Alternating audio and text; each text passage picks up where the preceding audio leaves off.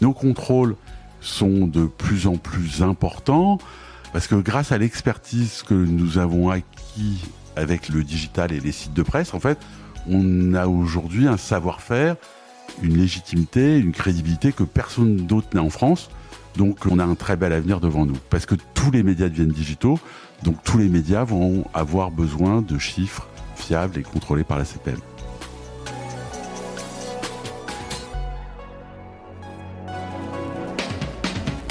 Bienvenue dans Mediarama, le podcast qui explore la galaxie des médias.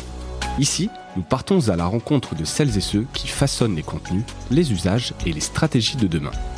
Je suis François Desfossés, cofondateur de Cosa Vostra, agence de conseil tech et créative. Nous accompagnons les médias dans leur transformation digitale. Contactez-moi sur mediarama@cosavostra.com, sur LinkedIn ou sur notre site cosavostra.com.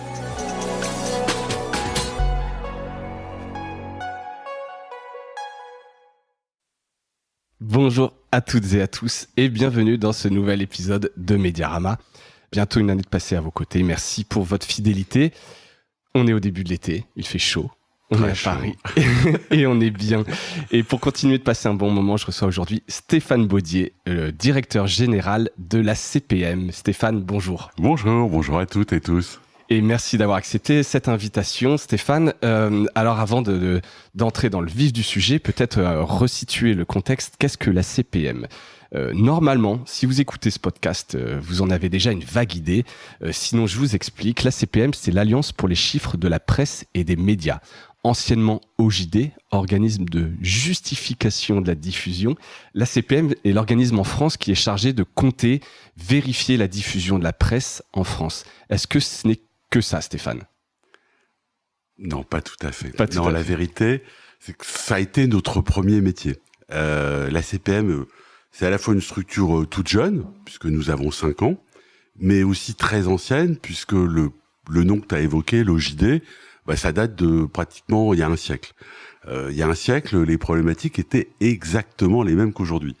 Il y a un siècle, la publicité était une source de revenus très très importante pour les éditeurs. Alors on le sait pas forcément, mais depuis les débuts de la presse moderne, la pub, à l'époque, participait pour 60, 70, 80% des revenus d'un titre. Et au début du siècle dernier, dans les années 20, il y avait une presse parisienne qui avait des tirages mais incroyables. Parce que, bon, comme tu le disais tout à l'heure dans notre préparation de cet épisode, en fait, il y avait que ça. Il n'y avait pas de radio. Enfin, c'est le début de la radio. Non, il n'y avait pas encore la radio. La radio est arrivée dans les années 30. Et au début de ces années 20, il y avait 4 quotidiens parisiens qui avaient des tirages de plusieurs centaines de milliers d'exemplaires chaque jour. Même certains jusqu'à 2 millions d'exemplaires. La pub étant très très importante, les annonceurs, à force d'entendre des chiffres mirobolants, moi je fais 1 million, moi je fais un autre qui disait je fais 2 millions, etc., ont demandé aux éditeurs de s'organiser, donc de créer une association loi de 1901. C'est d'ailleurs toujours le cas, nous sommes une association à but non lucratif, pour, dans cette association, réunir des éditeurs de presse, des annonceurs. Les agences de pub n'existaient pas encore, elles sont arrivées qu'après, au début des années, on va dire au début des années 50, pour que ces éditeurs et ces annonceurs mettent au point des règles et contrôlent, à travers ces règles, la diffusion des titres pour avoir des chiffres fiables et transparents sur lesquels ils basent les tarifs publicitaires. Oui, c'est la fin de la récréation. Quelque part, on standardise, on unifie le comptage pour que tout le monde parle de la même chose. Pour que tout le monde parle de la même chose et pour que, on puisse avoir foi dans les chiffres. Parce que la pub, ça représente beaucoup d'argent pour les marques. Ouais. C'est sur les chiffres de la CPM que pour partie les annonceurs et les agences se basent. Donc il faut que ces chiffres soient les plus rigoureux possibles. Donc notre premier métier, c'était de compter et de publier la diffusion de la presse. Avec le développement du digital, donc au début des années 2000, on est passé de la presse, le contrôle de la diffusion, au contrôle de la fréquentation, donc le nombre des sites.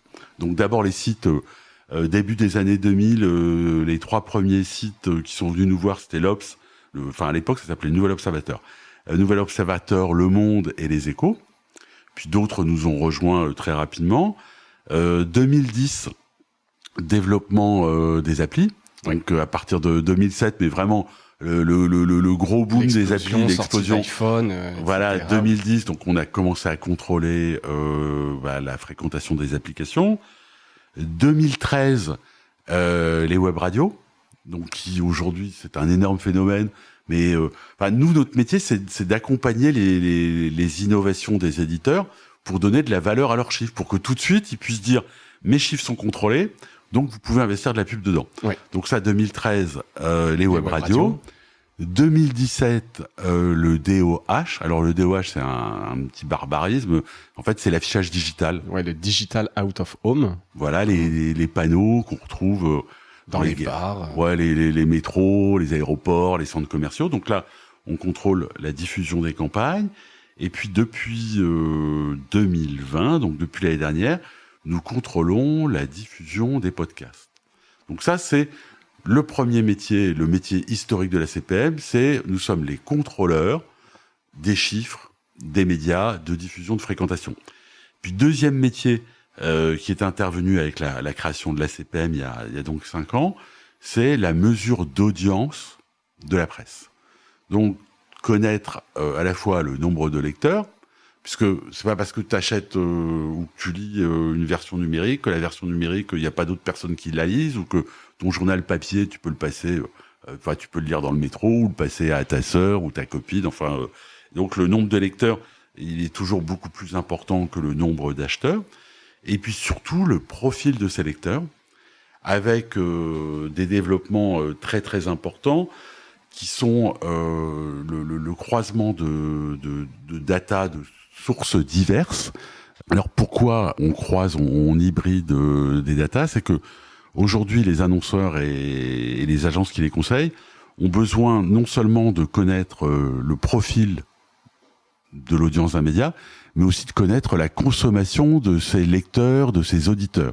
Donc savoir si ils sont propriétaires plutôt d'une Peugeot ou d'une Renault, quel modèle de Peugeot, ce qu'ils lisent sur le site, ce qu'ils aiment, ce qu'ils aiment, ce qu'ils consomment, est-ce qu'ils ont une Amex ou une carte bleue. En fait, d'avoir vraiment les croisements les plus précis pour permettre aux annonceurs de mettre leur pub aux meilleurs endroits pour derrière convaincre de nouveaux acheteurs. Oui, maximiser leur investissement, en tout cas, qu'ils soient le plus efficace possible. Voilà, donc plus vous êtes précis, et vous, évidemment, avec l'arrivée de la data, tout ça est facilité, vous croisez, tu nous expliqueras après ça, comment vous faites. Voilà, donc même, comme je disais, même si tout le monde connaît, enfin une grande partie connaissent la CPM, il y a beaucoup de choses à dire et à comprendre sur vous. Voilà, vous êtes vraiment central dans l'écosystème entre les médias, les annonceurs. Donc là où l'émission, tu viens un peu de les rappeler, qui sont les membres de la CPM? Vous fédérez tous les types d'éditeurs, que ce soit B2C, B2B, vous avez vocation à prendre, dès quelqu'un diffuse du contenu, produit du contenu, et le monétise par la pub, il peut devenir membre de la CPM. Exactement, tu as tout à fait raison, en fait, ne nous rejoignent que ceux qui vendent de la pub. Non mais par exemple, on adorerait, mais le Canard enchaîné n'est pas chez nous. Parce qu'ils vendent pas de pub, donc il n'a pas besoin de faire crédibiliser, le fait d'être contrôlé, ça donne de la valeur et ça te permet de monétiser ta pub. Ouais. Donc ceux qui vendent pas de pub, ils sont tout à fait respectables, ils sont pas chez nous. Donc nous, on a pratiquement 1800 entreprises adhérentes. Ouais. Donc des éditeurs d'abord à l'origine des éditeurs de presse, mais maintenant on a des éditeurs digitaux. Tu vois, Orange est un de nos. On a Snapchat, on a Google. Enfin, même si Google est présent, mais nous ne contrôlons pas les chiffres de Google. Je pense qu'on y reviendra. On y reviendra pour ça m'intéresse. Pour les plateformes. Les agences médias sont adhérentes, les annonceurs sont adhérents. Donc pour adhérer. Il faut nous contacter et parce que là aussi j'en profite pour faire un peu de promo. Ouais, bien sûr. Combien ça coûte? Comme on l'a dit, il suffit d'être producteur de contenu et de vouloir avoir cette diffusion, quelle qu'elle soit, contrôlée. Mais vous, par ailleurs, vous êtes une association. Donc, c'est quoi le modèle économique de la CPM ? T'adhères. Et d'ailleurs, pour faire contrôler ton podcast, tu es le bienvenu. Voilà, pour tous les annonceurs qui se battent au portillon. Voilà. Donc, ça coûte 725 € par an. Donc, ça, c'est de l'adhésion. Et après, tu participes en fonction du volume contrôlé dans ta catégorie. Donc, un podcast qui fait plusieurs, imaginons, centaines de milliers d'écoutes payera plus cher qu'un podcast qui démarre qui n'a que quelques milliers d'écoutes. Donc, tout est proportionnel, tout est transparent. Il y a des grilles de tarifs. Donc, il y a des grilles de tarifs pour les podcasts, des grilles de tarifs pour les web radios, pour basé sur la valeur de la monétisation qui est connue, parce que je sais pas comment tu distingues pour l'adhésion. Là, on est toujours sur le prix de l'adhésion, c'est peut-être technique, mais quelqu'un qui va faire 100 000 écoutes sur un podcast ou quelqu'un qui va faire 100 000 écoutes sur une web radio, il va payer la même chose, ou est-ce qu'il y a peut-être un algorithme ou des règles de calcul en fait? Non, t'as des règles de calcul qui sont différentes, mais on essaye. Alors, enfin, dans notre histoire, parce que maintenant on a quand même un petit peu de recul, quand un nouveau média apparaît. Par exemple, dans les années 2000, les sites. Il y avait absolument pas de connaissance du modèle. Il n'y avait pas encore de revenus publicitaires. Donc, on fait en sorte que quand un média se lance, nos tarifs soient les plus économiques possibles. Je veux dire, pour pas peser sur les charges de l'éditeur. Oui. Puis après, quand ça se développe et quand la pub se développe, on réajuste. Ouais, c'est l'offre et la demande, c'est en fonction un peu des moyens et puis des ressources qui peuvent être attendues par la monétisation, tout simplement. Tout à fait. Et tout ça de manière totalement transparente. Donc non, mais c'est super important, c'est que nous sommes une association à but non lucratif. Nos comptes sont connus, ils sont ouverts. Vous avez un budget de... Alors, nos budgets est un budget important, puisque c'est pas loin de 9 millions d'euros par an. Donc, c'est le cumul à la fois de toutes les adhésions, mais ça représente pas beaucoup d'argent, mais surtout des frais de contrôle, puisque nous contrôlons les marques de presse, à travers le papier, le digital, les podcasts, on contrôle les web radios, enfin, tous les médias qu'on contrôle. Et nos contrôles sont de plus en plus importants parce que grâce à l'expertise que nous avons acquis avec le digital et les sites de presse, en fait, on a aujourd'hui un savoir-faire, une légitimité, une crédibilité que personne d'autre n'a en France. Donc, on a un très bel avenir devant nous parce que tous les médias deviennent digitaux. Donc, tous les médias vont avoir besoin de chiffres fiables et contrôlés par la CPM. Oui. Alors effectivement, j'allais dire en fait, oui, vous avez effectivement cette expertise et en même temps, vous êtes les seuls à avoir le droit de le faire enfin pas avoir le droit de le faire, en tout cas être certifié. Je vais pas dire que c'est un monopole parce que c'est une association, mais c'est justement l'intérêt, c'est que voilà, on est les seuls. Donc c'est un petit peu je schématise, mais si tu veux de la pub, il faut que tes chiffres soient fiables.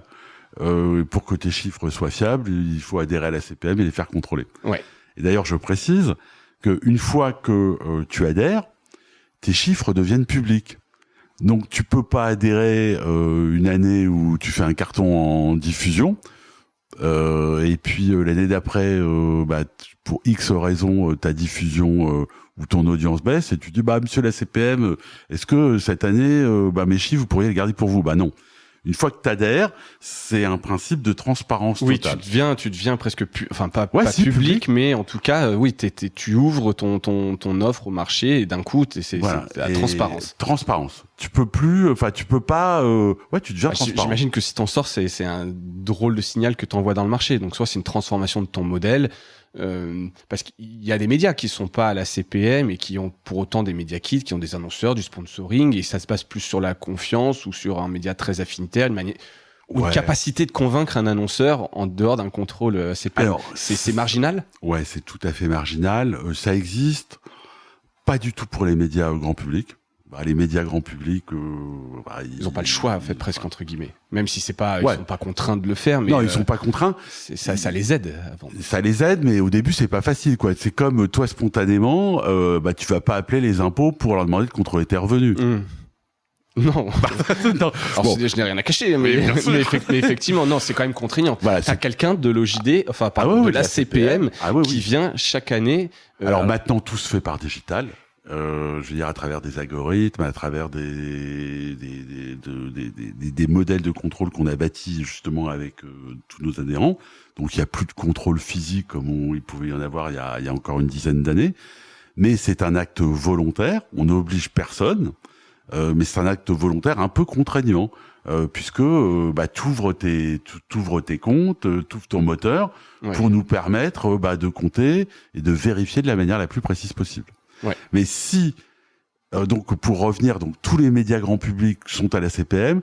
Dans l'univers des médias professionnels, où là le marché publicitaire est beaucoup plus petit, il y a des sites ou des magazines qui pensent que c'est pas nécessaire d'être transparent, donc ils vantent un petit peu du gré à gré. Mais en général, je vais prendre l'exemple de la presse parce que c'est celui où il nous est arrivé de récupérer des titres qui n'étaient pas contrôlés.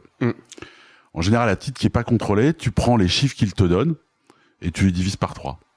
Ah, c'est un peu ça la règle dans quand tu vas voir les agences médias, un titre qui est pas contrôlé ou un site qui est pas contrôlé, ça veut dire que le mec il a un truc à cacher. Ouais. Donc tu prends ces chiffres, ok, bonjour monsieur, alors vous faites, je sais pas, allez à 1 million de VU, mais vous êtes pas contrôlé. Bon on va pour négocier, on va partir sur une base de 300 000. D'accord, c'est la règle, la règle de base. Et ceci dit, sur le numérique, il existe d'autres solutions de comptage. Alors il y a des solutions AT Internet, Médiamétrie, Google Analytics. Est-ce qu'il y a une autre manière de compter en dehors de la CPM qui pourrait venir concurrencer la CPM sur le côté digital ? Non, sur justement Médiamétrie, AT Internet, Google sont membres de la CPM. Donc le contrôle pour le digital, pour chaque média c'est particulier parce que encore aujourd'hui, on est encore en phase de création, quoi. Le digital, ça a juste 20 ans. Oui, quoi. ça change tous les jours. Ouais. Quoi. Je suis sûr que, demain, il y aura un nouveau truc. Donc, on est en perpétuelle évolution. C'est d'ailleurs notre principal défi. Pour le contrôle de la fréquentation digitale, on a un double processus. D'abord, ça passe par des outils de mesure. Donc, ceux que tu as cités, AT Internet, Google Analytics Premium, par exemple. Il faut que ces outils de mesure, qui sont utilisés par l'éditeur, souscrivent et adhèrent et respectent les règles de la CPM. Donc déjà, il faut prendre un outil de mesure qui soit labellisé. Donc ceux qu'on vient de citer le sont. Ils le sont. Tous les grands le sont. Donc tu utilises un outil de mesure labellisé. Par ailleurs, tu adhères. Nous, on place des marqueurs pour pouvoir, en parallèle des chiffres qui nous sont communiqués par AT Internet ou par Google Analytics Premium, pouvoir en parallèle vérifier la véracité de ces chiffres. Vous croisez quelque part. La même confiance n'exclut pas le contrôle, c'est que vous contrôlez quand même en parallèle. C'est plus que du croisement, c'est ce qu'on appelle le terme n'a rien à voir avec les médias, mais ce qu'on appelle du carottage. D'accord. En fait, c'est comme pour quand tu cherches du pétrole. En fait, t'envoies des espèces de sondes à des centaines de mètres pour vérifier que, nous, pareil, de manière ce qu'on appelle inopinée, donc personne ne le sait, on a des outils, parce que les éditeurs acceptent, bien sûr, c'est une partie de nos règles. On a des outils qui vont aller vérifier directement sur le site ou sur l'appli, pour que nous-mêmes on puisse compter, vérifier que les chiffres qu'à un instant T, ce que vous avez testé correspond à ce qui vous a été remonté par l'outil. Par l'outil. Et pour ça, pour éviter, alors c'est pratiquement jamais arrivé, mais l'une de nos principales difficultés, c'est que le digital, comme je viens de le dire, ça évolue tous les jours, et parfois, c'est très très rare. Non, mais c'est vraiment très très rare, mais tu peux avoir des gens mal intentionnés. Oui, j'imagine que tromper un outil, mettre des robots, des petites pages de refresh, les mauvaises pratiques qu'il peut y avoir pour un peu gonfler les chiffres, gonfler l'affichage, etc. Exactement.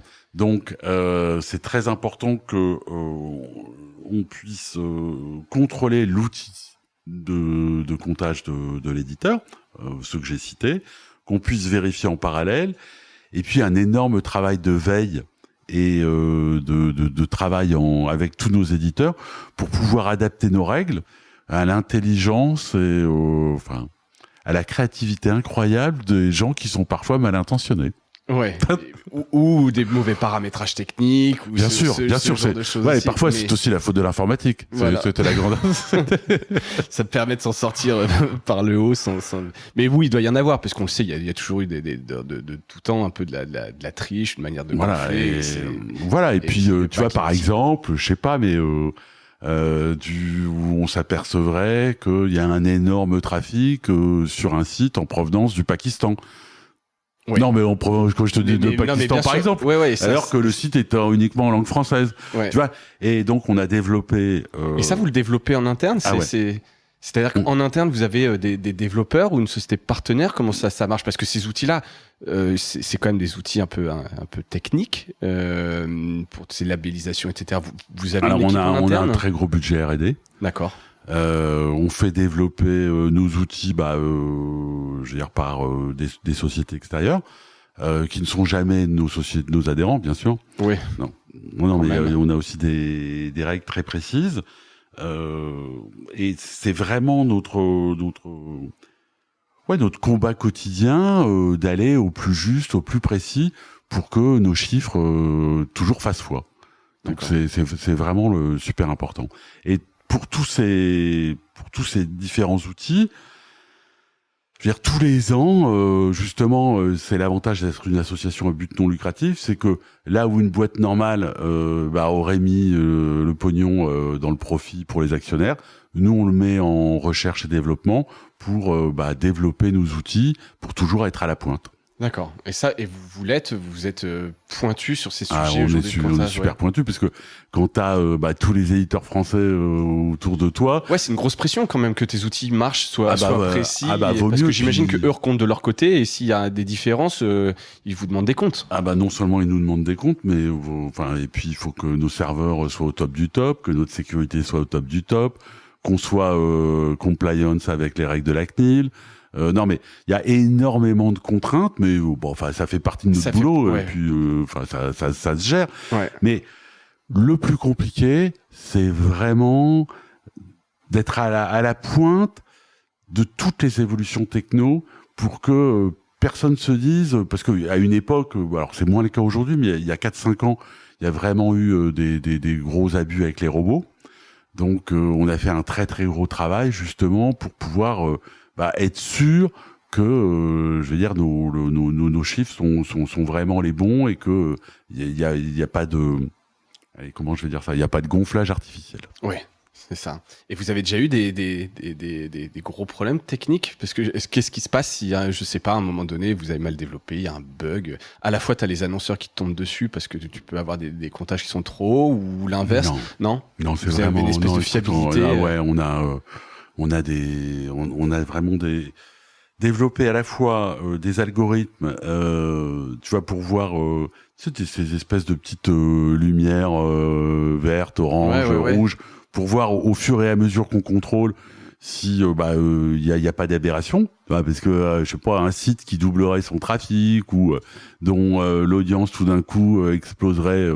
Je sais pas où, dans quel pays, tu vois, donc, et comme ce sont des milliards de data qu'on gère tous les jours, donc heureusement on a des algorithmes et puis des indicateurs, parce que qui vous alertent d'une anomalie. Parce que humainement, tout seul tu peux pas, quoi. C'est ça, vous pouvez pas contrôler. Non, c'est même Rainman, il peut pas, quoi. C'est un truc de et tout ça en continu pour que vraiment on puisse assurer nos adhérents, qui sont à la fois adhérents et clients,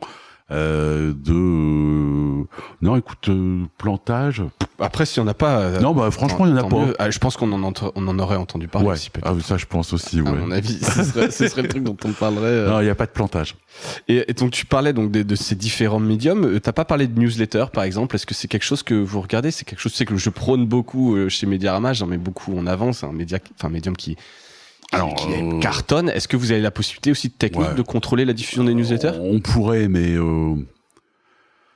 techniquement on pourrait. Il y a des solutions. Maintenant, il faut que ça réponde à un besoin. Tu vois, pour l'instant, nos adhérents nous ont pas dit, il faudrait absolument que j'apporte une preuve de la bonne diffusion, du bon routage, du bon taux d'ouverture de mes newsletters. Parce que si tu penses que c'est encore un peu confidentiel en volume, même s'il y a un vrai beau carton commercial, ou peut-être parce qu'il n'y a pas beaucoup de publicité programmatique, c'est très gré à gré, du sponsoring. Moi, je pense que c'est plutôt qu'il n'y a pas beaucoup de pub. D'accord. Parce que les volumes sont vraiment importants. Oui. T'as des newsletters, je sais pas, qui font des centaines de milliers d'envois et d'ouvertures tous les jours. Je pense que la pub, pour l'instant, n'est pas suffisamment importante, que les agences et les annonceurs le prennent un petit peu de manière accessoire, et comme c'est accessoire, ils regardent pas ça de manière très scrupuleuse sur la véracité des chiffres de diffusion. Mais il y a des techniques pour les newsletters. Je pense d'ailleurs que, en particulier dans le domaine professionnel, où la newsletter est un formidable outil de découverte des nouveautés, comme tout le monde, je lis plein de newsletters, ça pourrait avoir une super utilité. Et surtout, ce qui vous regardez un peu, tout ce qui est stream, live stream, etc., quelque chose aussi, tu vois, il y a un usage qui est en train d'émerger très fort, des gens qui sont des propres médias en eux-mêmes. Je pense par exemple à un Domingo, j'en parlais avec Raoul j'oublie le nom un instant, peu importe, mais est-ce que non, vous regardez un peu ces usages en vous disant, bon, tant qu'il n'y a pas de réelle demande de nos éditeurs... Il faut qu'il y ait un potentiel de pub. Ouais. C'est vraiment la pub qui déclenche le fait de se dire je vais passer à la CPM, je vais me faire contrôler. Non, parce que c'est pas une démarche, comme je te le disais tout à l'heure avec les impôts, quoi. Spontanément, t'as pas envie d'être audité. Personne... Oui, tant que ça marche bien, que t'as tes sponsors. Ouais, voilà, parce que on a des règles assez contraignantes, parce que c'est vraiment des règles pour que tout le monde ait une confiance absolue dans les chiffres. Donc, s'il n'y a pas de pub, ou s'il n'y a pas un potentiel important de pub, on vient pas nous voir. D'accord. C'est à partir du moment où ça commence à frétiller. Ouais. Non, mais c'est exactement ça. Que les gens se disent, il faut un peu organiser parce que là, j'ai des enjeux financiers. Au début, tu vois, on demande des reportings. Voilà, et puis tu choisis tel nouveau média, un peu comme la cerise sur le gâteau. Tu vois, je me dis, je vais faire plaisir, je vais tester ce truc. Mais tant que ça ne devient pas central dans tes investissements publicitaires, l'annonceur te demande pas des chiffres contrôlés. Donc il faut attendre que ça représente un certain volume, ou comme les podcasts, qu'il y ait une vraie explosion des usages, parce que ce qui est là depuis 2-3 ans, c'est dingue, quoi. Milliers de millions d'écoutes. Ah ouais, de millions d'écoutes. Donc là tu te dis, mais là les annonceurs s'emparent du médium, ça devient sérieux, ça se structure. Donc hop, vous entrez en jeu, vous proposez votre solution technique, et puis c'est parti. Voilà, et donc on leur propose de nous rejoindre.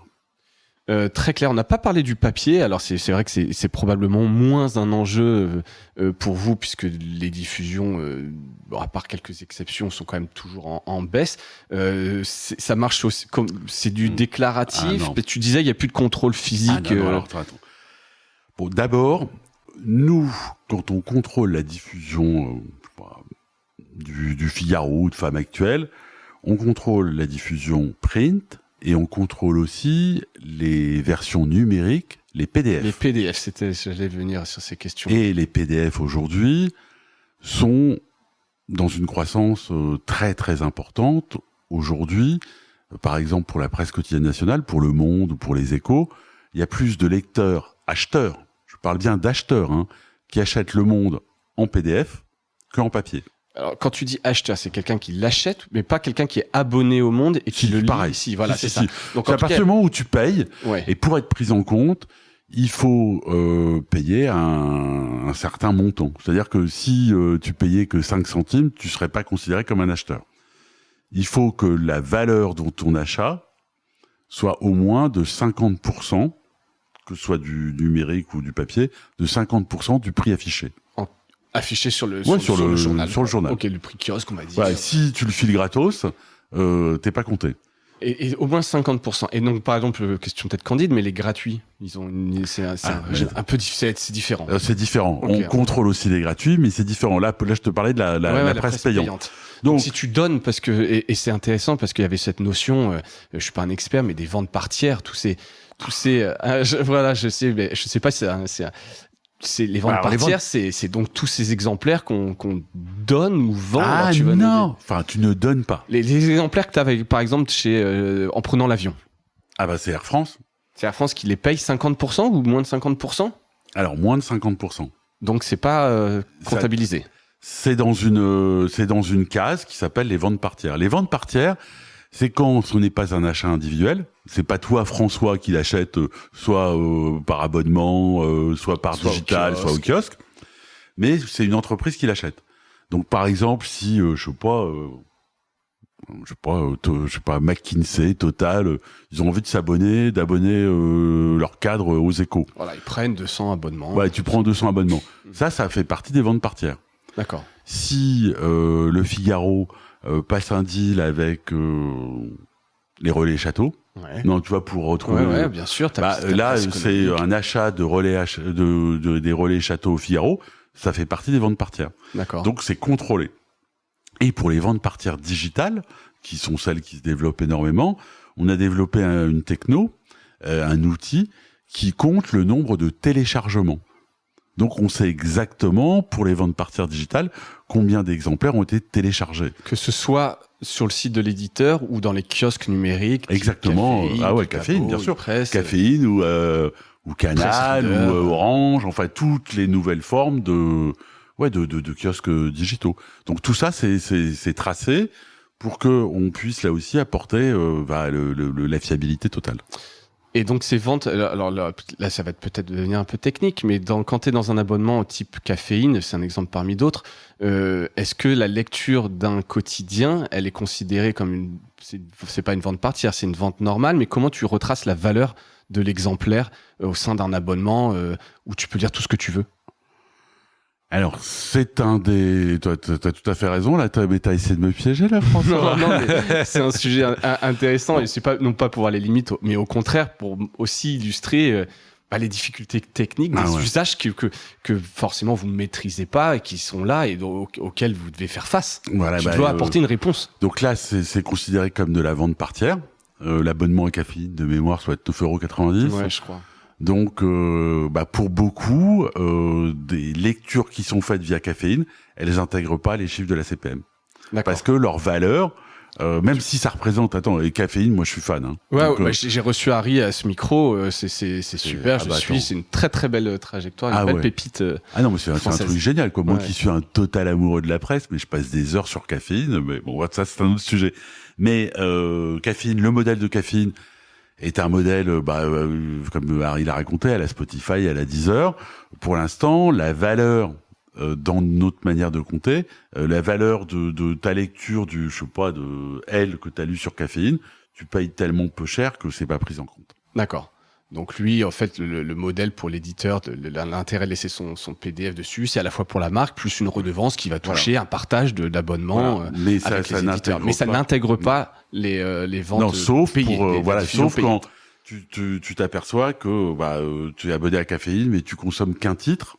Et donc, tu t'imagines le volume de data qu'il faut traiter. Donc, où tu t'aperçois que si tu ne consommes qu'un titre, t'es 9,90 € par rapport au prix public, tu vois. Ça correspond à... Et donc, vous allez dans cette granularité-là. Ouais. C'est-à-dire que par utilisateur, tu regardes ce qu'il a consommé chaque mois dans son abonnement caféine. Et si la valeur, t'arrives à la reconstruire et qu'elle est supérieure aux 50%, elle est prise en compte. Voilà. C'est des masses de data. Ça doit être des sacrées masses de data. Ça, fois chaque éditeur qui a ses propres manières de construire son app, on a, etc. bien sûr, on a des data analysts, tout ça. Et puis, on a maintenant de la grosse techno et puis des gros serveurs, quoi. Ouais. Non, mais donc ça n'a et ça pour toi c'est vraiment ça tes enjeux depuis que t'es arrivé. Donc toi je rappelle, t'étais directeur général depuis 2016. Ouais.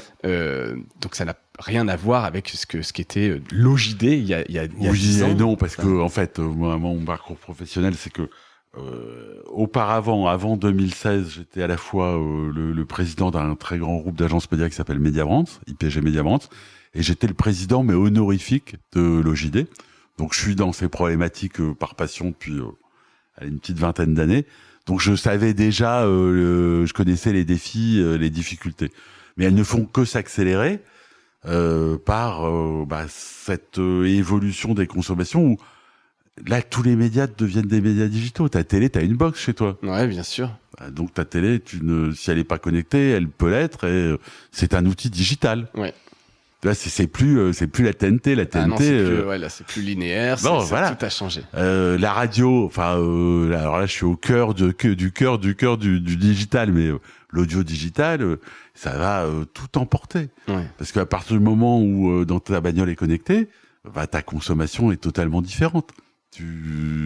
Parce que tu vas sur des plateformes, tu vas sur Google, tu vas sur des applis.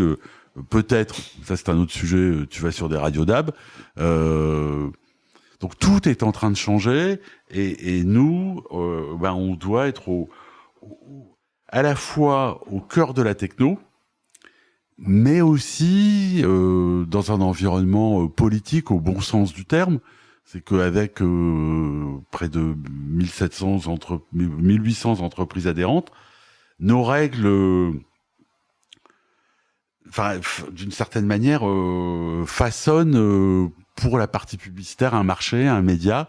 Donc, il y a beaucoup de discussions. Il faut trouver des consensus. Tu le disais, c'est plus quelque chose de vertical, la CPM, où vous imposez des règles. Elles sont co-construites. Exact, avec nos adhérents. Avec vos adhérents. Et nos adhérents, donc, agences, annonceurs et éditeurs. Pour que tout le monde s'y retrouve et que tout le monde ait confiance. Vous êtes un peu facilitateur là-dedans. Vous avez dans des groupes de réflexion, mais c'est pas vous vous avez le cut quelque part sur des décisions, vous vous réunissez ou encore une fois c'est vraiment très collectif. Ah, c'est totalement collectif, c'est vraiment le consensus. D'accord. En fait, on essaye, d'ailleurs, on y arrive très bien à ce qu'il n'y ait jamais de vote, parce que quand on vote, il y a des gens qui sont il y a des déçus et que nous, on est là vraiment pour accompagner nos adhérents et pour trouver des règles qui satisfont tout le monde. Parce qu'en imaginant qu'une règle, je sais pas, t'as 20 ou 30% des personnes qui soient pas d'accord, dans leur quotidien, dans leur vie professionnelle, ils pourront pas avoir confiance dans nos chiffres. Ouais. Donc parfois, on préfère ne pas changer une règle, d'attendre qu'il y ait la maturité nécessaire, que le marché aussi ait pris le bon volume. Pour intégrer cette règle. L'État a son mot à dire là-dedans Non, pas du tout. Non. Il y a même pas. On travaille très très bien avec eux. Donc l'État, c'est le ministère de la Culture, de la Communication, la commission paritaire. Donc on est très très proche, parce que mais on n'est pas un organisme public. Ouais. On est une association loi de 1901. Ils sont pas dans les commissions, ils ont pas leur mot à dire. C'est juste que vous travaillez en bonne intelligence. Mais d'ailleurs, non. Et d'ailleurs, parce que l'État, je le précise, ils auraient pu, les aides à la presse. Oui. Ils pourraient intégrer nos chiffres, ou que nos chiffres, le fait d'être contrôlés, soit une obligation. Une condition à l'éligibilité. Voilà, ils le sont pratiquement tous. Tous ceux qui sont IPG, en tout cas, information politique générale. Mais c'est pas une obligation. D'accord. Effectivement, il faudrait que je regarde s'il y en a, mais à mon avis, il ne devrait pas y en avoir beaucoup, parce que quand même, le statut IPG, il est compliqué. Donc, je pense que tu es tout de suite dans un marché où tu as besoin d'être certifié. Donc, vous avez tous ces éditeurs, et au-delà de ce contrôle, vous avez quand même une mission peut-être justement de rassembleur. Vous avez créé alors c'est pas un festival, c'est un festival, Demain à la presse. Alors Demain à la presse, c'est plus qu'un festival, c'est presque un mouvement. Depuis on va dire l'accélération, elle s'est faite il y a 10 ans, mais la presse s'est totalement transformée. Avec d'ailleurs un problème que j'évoque, c'est quand on dit presse, tout le monde pense papier. Oui, vous avez cette image quelque part. Tout le monde, c'est-à-dire que tu demandes à des jeunes, des étudiants, lisez-vous la presse. Ils vont tout de suite s'imaginer à acheter un. Voilà, ils vont te dire non. Papier. Tu leur dis, mais tu lis, tu vas sur l'appli de 20 minutes, il y a du monde, ils disent oui. Donc tu lis la presse. Tu lis la presse, bien sûr. Donc c'est que cette presse a été le premier média à se digitaliser au début des années 2000. Qu'aujourd'hui, les grandes marques de presse, 20 minutes, Le Figaro, Femme Actuelle, ont plus de 20 millions de lecteurs par mois, tout device confondu, et qu'on a encore tendance à penser que la presse va mourir, y compris les annonceurs et les agences. Donc, de manière un peu spontanée, avec des éditeurs, des régies, on a décidé de lancer ce mouvement hashtag Demain la presse, qui est on fait de la formation. Donc on a développé, d'ailleurs elle est accessible gratuitement sur Android et iOS. Il y a une appli qui s'appelle hashtag Demain la presse, la formation, qui te permet de te former à l'histoire de la presse, aux valeurs de la presse, à la fabrication. Je mettrai le lien dans la description. Ah bah merci beaucoup. Et c'est gratuit, mais par contre c'est des vrais cours, hein, parce que c'est certifiant. Oui, c'est pas de la pub, un peu de com que vous faites pour montrer un peu ce que vous faites. Non, c'est certifiant. Non, c'est certifiant. Certifié par qui? Et ben écoute, en fait, c'est quelque chose qui a une valeur dans le marché. Ça a une valeur marché, comme une certification Google, c'est-à-dire que cette formation, on est passé à travers toutes les arcanes de l'éducation nationale. Je dis bon, enfin, c'est formidable. On pourrait faire un épisode dessus. Voilà, oui, voilà, non. J'imagine bien. Voilà, donc elle a une vraie valeur parce que ça te permet quand tu cherches un boulot dans la communication ou dans la presse, déjà de dire que tu connais ces sujets-là, t'as une culture générale. Donc on fait de la formation. On fait beaucoup d'événements dans les agences médias, justement. Alors pour leur pensent à mettre leur budget justement là où il faut, les bons. On a un festival. La première édition s'est passée début février. On va bientôt. Ça va être le 7 juillet. Ça va être un très très gros événement. Cette commission, en fait, on a développé des études. Ce qu'on appelle de l'économétrie. Donc, c'est vraiment de la data science pour démontrer le retour sur investissement de la pub en presse. D'accord. C'est-à-dire, quand tu mets 100 €, en général, c'est plus que 100 €. Mais quand tu mets, imaginons que tu t'investisses sur des sites et dans des pages de magazines pour 100 €, combien ça te rapporte en finale en produits vendus? En comparant chaque support. Chaque support et en te comparant par rapport aux autres médias. D'accord, ça aussi c'est intéressant. Voilà, et donc pour démontrer, donc on essaye vraiment de faire de l'éducation positive pour dire que la presse, c'est un média non seulement formidable et indispensable sur le plan de démocratie, et ça c'est pas mon sujet. Moi mon sujet c'est de montrer des chiffres fiables et de démontrer que investir en presse, ça te rapporte. D'accord. Et juste par curiosité, vous avez fait ces études, quel est le support qui est le plus rentable aujourd'hui si tu dois investir? Ça, tu le connais? Est-ce que c'est du podcast aujourd'hui? Est-ce que c'est web radio? En fait, c'est particulier à chaque secteur, c'est particulier à chacune des marques. En fait, c'est vraiment de la data science. Donc, il n'y a pas une réponse comme ça évidente. Il faudrait se pencher dessus en disant en fonction de mon produit, de mon rayonnement géographique, de ta distribution. Oui. Mais il y a plein de facteurs. Par exemple, la météo. Oui. Non, mais forcément, ton produit, il y a des produits qui se vendent plus quand il fait très très chaud et d'autres quand il fait très très froid. Ouais. Donc tout ça, c'est ça croisé, ça permet de définir où je dois mettre mon investissement. Voilà. Et c'est vraiment le futur du marketing. C'est ce qu'on appelle le MMM, Media Modeling, Marketing Media Modeling. Donc c'est de la modélisation. Donc la big data au service de la pub. D'accord. Ouais, et donc le 7 juillet, on va présenter les premiers résultats sur l'efficacité de la presse. Donc en ça, c'est le travail. Ou en distance? Les deux. Les deux. Non, parce que ça y est, on peut recommencer à boire des coups, là, ça va. Et ça, c'est bien ça.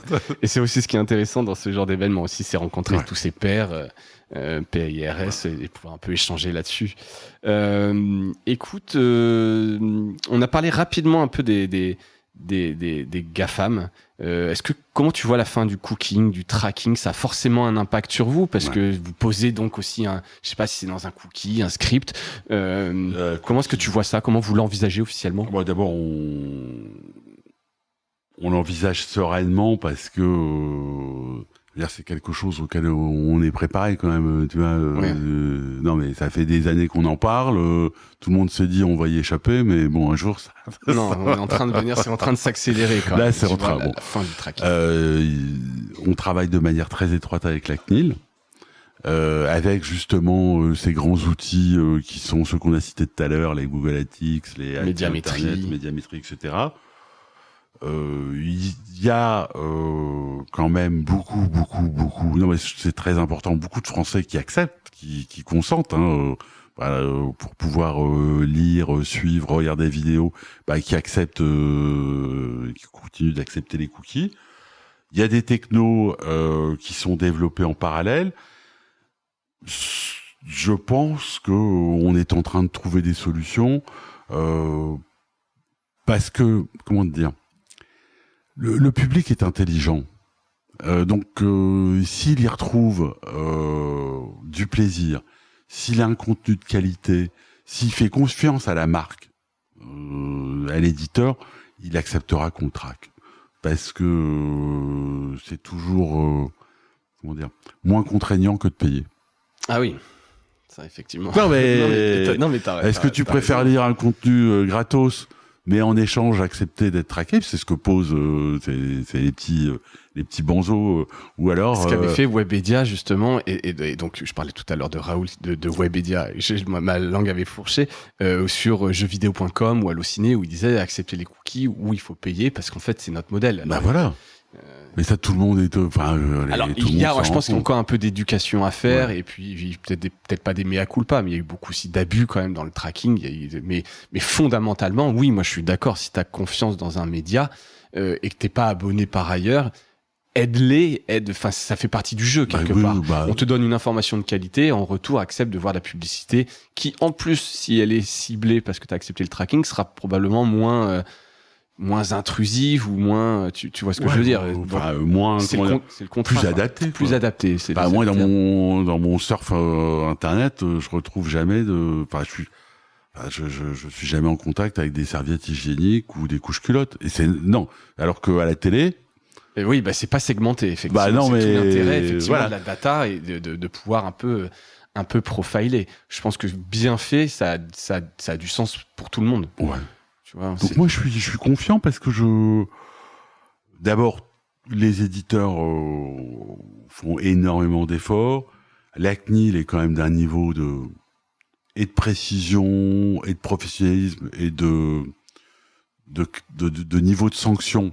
Oui. Qui commence à être important. Qui commence à être important. Et que petit à petit les Français sont de plus en plus au fait des pratiques digitales, de leur consommation, donc plutôt confiant là-dessus. Ah ouais, très confiant. Très très clair. Tu parlais un peu tout à l'heure encore de rassembler, parce que donc tu dis au-delà de compter, vous faites un peu de profiling en croisant les données. Est-ce que à terme vous avez vocation à je sais pas, avoir une base de données, une sorte de DMP commune? Je sais que tu en avais parlé quand tu avais pris tes fonctions. Ça t'avais parlé de l'exemple d'Israël. Est-ce qu'il y a des alliances en France comme ça pour aller plus loin? Tu l'appelles? C'est compliqué. C'est compliqué parce que les plateformes sont à la fois les plus gros concurrents et les plus gros partenaires des médias. Tout l'argent publicitaire que la presse a perdu depuis 10 ans, depuis 20 ans, c'est ce qui a fait le succès de Google et de Facebook. Et par ailleurs, tous les éditeurs, ou la très grande majorité, utilisent des outils Google, utilisent Facebook aussi pour faire du recrutement d'abonnés, pour diffuser leur contenu. Nous... D'abord, personne nous l'a demandé. Je pense qu'on a que des coups à prendre. Et je pense que les problèmes des plateformes, ce sera pas un règlement commercial, ce sera un règlement du fait des États. Ce qui est en train d'être discuté aux États-Unis. L'amende de Google. Voilà, l'amende de Google, les droits voisins. C'est une régulation un peu... Ils sont devenus tellement importants, ils sont tellement au cœur de nos vies de citoyens, d'individus, que la réponse, ce sera une réponse politique. Oui, ça peut pas être une alliance d'éditeurs. Non, ils sont trop forts. Ils sont trop forts. Non, ça aurait pu être intéressant, j'en parlais il y a 5 ans, ça aurait pu être intéressant il y a 10 ans, mais là, les relations sont tellement croisées. Enfin, Google est plus... disproportionné et interconnecté. Voilà, trop interconnecté. Tu peux pas te fâcher avec Google, mais d'abord parce que leurs produits sont formidables. Oui, non, bien sûr. En tant qu'éditeur, les outils qui te mettent à disposition, leur accompagnement est tellement... des formats type AMP où t'as plus le choix, et puis une puissance financière. Non, on peut en parler longtemps. Donc c'est pas...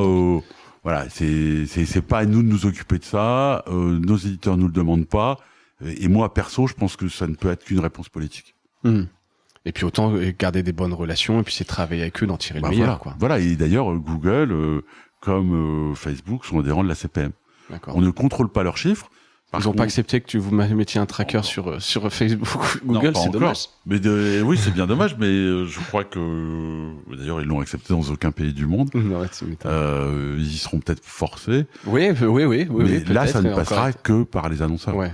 Si les annonceurs continuent d'investir, sachant totalement que les chiffres sont pas transparents, c'est... Il y avait eu chez Facebook des histoires, alors je sais pas si c'était malveillant ou des erreurs, mais où les nombres de vues sur certaines vidéos étaient doublés par rapport à la réalité, etc. Donc ça fausse totalement un marché. Donc si les annonceurs se réunissent et disent en fait pareil, fin de la récréation, nous on veut un contrôle indépendant, vous seriez là. Ah bah évidemment, mais sauf que pour le moment... Là aussi, mais c'est pareil, c'est que les annonceurs ont tellement besoin de Google et Facebook qu'ils veulent pas se fâcher. Ouais. Donc ils acceptent d'investir en sachant tous que les chiffres qu'on leur donne sont pas totalement vrais. Mais bon voilà, là je dirais... Si tout le monde est logé à la même enseigne, c'est comme ça, quoi. Écoute, très clair, on arrive un peu au bout de cet épisode. Juste pour revenir sur l'année 2020, qui était un peu une année spéciale. On a eu crise, confinement. On a vu quand même énormément de croissance sur les abonnements numériques. Est-ce que tu vois un peu cette tendance se poursuivre ce qui s'est passé pour les médias, c'est ce qui s'est passé dans nos vies de tous les jours. C'est-à-dire que là, au cours de cette année 2020, le digital est devenu encore plus au cœur de nos vies que la presse a pu encore plus faire valoir de son utilité.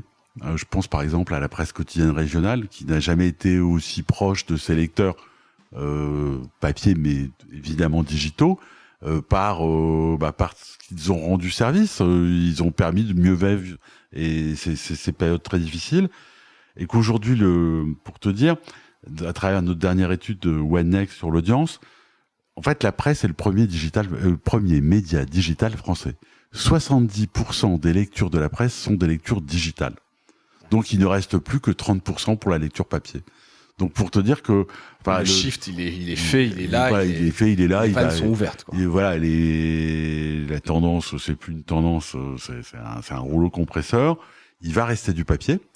Parce que il y a un certain nombre de titres, je pense par exemple au magazine Passion, au magazine Déco, ou au magazine très haut de gamme, où le plaisir du papier est toujours un plaisir. Ouais, le bel objet reste le bel feuilleté. objet pour voir des magnifiques photos dans des grands formats super imprimés. Bon, ça va rester. Par contre, en particulier pour la presse quotidienne, je veux dire voilà, c'est dans quelques années, il restera plus qu'un tout petit peu de papier. On n'y est pas encore, mais la courbe est tracée. Bon, mais c'est comme ça. C'est comme ça. Je pense et puis ça leur profite. Oui, à partir du moment où tu as complètement toi-même shifté, quand je dis toi-même l'éditeur, qu'il a les bonnes équipes, les bonnes plateformes digitales, le bon site qui transforme, c'est un autre modèle, mais le fond reste là. Tu informes, tu produis ton contenu et ta mission, c'est toujours la même mission quelque part. C'est juste que tu prends l'argent différemment sur un autre modèle. Et vous êtes là pour les accompagner justement. Et toute dernière question vous collectez cette donnée, vous la croisez, vous la remontez aux éditeurs. C'est une plateforme à laquelle comment vous les aidez à qualifier leurs propres abonnés? Est-ce que vous pouvez alimenter leur propre CRM quelque part? Non. Donc nous, je veux dire, tous nos chiffres sont à la disposition des éditeurs. Mais leurs propres chiffres, non, vous les aidez pas en fait quelque part. On n'a pas de mission de conseil. Donc ça, il y a des très bonnes agences pour le faire. Mais nous, on est là vraiment pour contrôler les chiffres, développer les chiffres à travers les études d'audience. Mais toute l'analyse, tout le conseil, c'est vraiment le boulot des agences et des spécialistes. Nous, on est, tu l'as dit tout à l'heure, on est assez unique, mais on est concurrent de personne. Ouais. Et on laisse les très bons conseillers faire leur métier. Super. On est au bout de l'épisode. Donc, Stéphane, merci merci François pour toutes ces réponses, cette transparence. Je trouve ça assez intéressant et effectivement assez loin de la vision qu'on peut avoir de l'OJD avec ces petits comptages de papier, etc. Ça s'est bien transformé et t'as accompagné ça ces dernières années. Donc, rendez-vous le 7 juillet. Je mettrai le lien. Prochain rendez-vous de la CPM. Merci à toutes et à tous d'avoir écouté cet épisode jusqu'au bout. Encore une fois, merci Stéphane. Merci à toutes, merci à tous. Portez-vous bien, à bientôt. Ciao.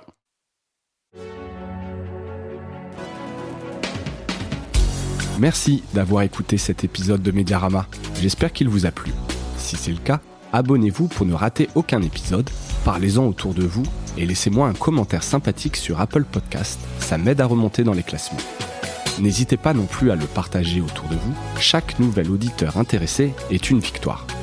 Si vous avez besoin d'un accompagnement tech et créatif, que ce soit pour votre stratégie de présence en ligne, la refonte de votre site ou l'obtention d'une subvention, n'hésitez pas à me contacter à l'adresse mediarama@causavostra.com. À bientôt!